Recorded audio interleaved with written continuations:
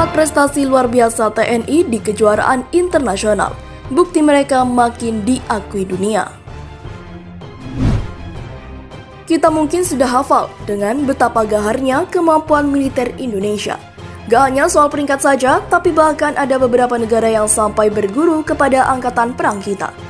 Sehingga gak heran juga kalau sampai sekarang Indonesia cukup dipertimbangkan dan diperebutkan pengaruhnya. Untung saja, sampai detik ini kita masih jadi negara non-blok.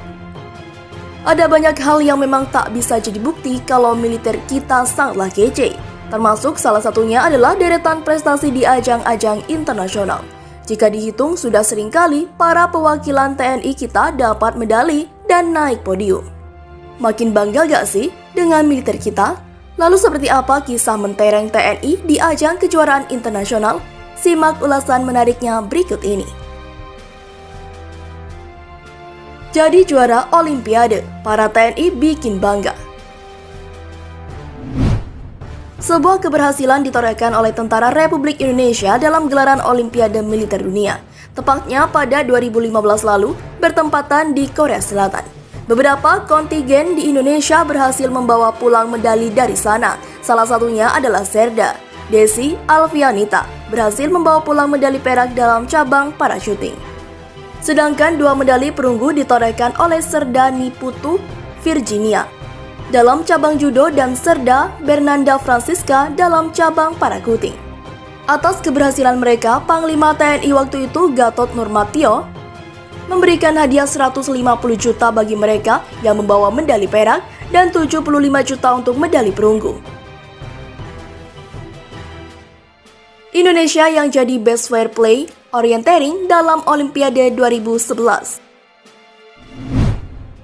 Sebelum keberhasilan di Korea, ternyata negara kita juga sempat menorehkan kemenangan dalam ajang World Military Games 2011 di Rio, Brasil. Bagaimana tidak, pasalnya hanya negara kita yang mendapatkan predikat sebagai Best Fair Play Orienteering meskipun tidak mendapatkan sebuah medali. Namun anugerah gelar ini sendiri jadi kebanggaan buat kita. Tak dapatnya medali kala itu bukanlah hal yang aneh, pasalnya belum ada organisasi yang menuangi cabang orienteering. Sebagaimana informasi, jenis olahraga ini adalah perpaduan antara navigasi darat dan lari lintas alam. Namun demikian, di tahun-tahun berikutnya TNI semakin membenahi diri dan mulai unjuk gigi. 12 kali jadi juara tembak ASEAN, TNI tak mengecewakan. Meskipun dalam cabang orienteering TNI belum menunjukkan taringnya, lain lagi dalam olahraga menembak. Pasalnya Indonesia bisa disebut sebagai jawara kalau urusan menembak. Buktinya dalam ajang pertandingan menembak yang diadakan di ASEAN, Indonesia menang berturut-turut dan dinobatkan sebagai juara bertahan.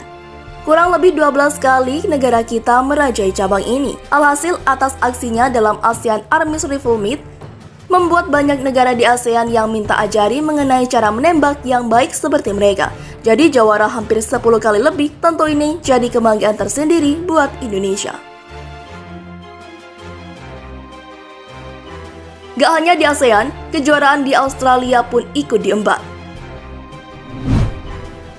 Tak cukup menang di ASEAN, Indonesia mencoba menjajal kemampuan di Australia dalam cabang menembak.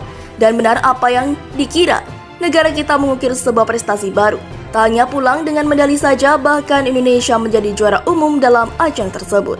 Bayangkan saja di lomba yang diikuti 20 negara tersebut, Indonesia memborong 23 medali emas 50 yang ada. Yang lebih mencengangkan lagi kalau ini bukan kali pertama Indonesia memborong gelar juara. Namun sudah ke-9 kalinya kemenangan dipersembahkan pada bangsa, ternyata tentara kita sudah tak perlu diragukan teknik menembaknya.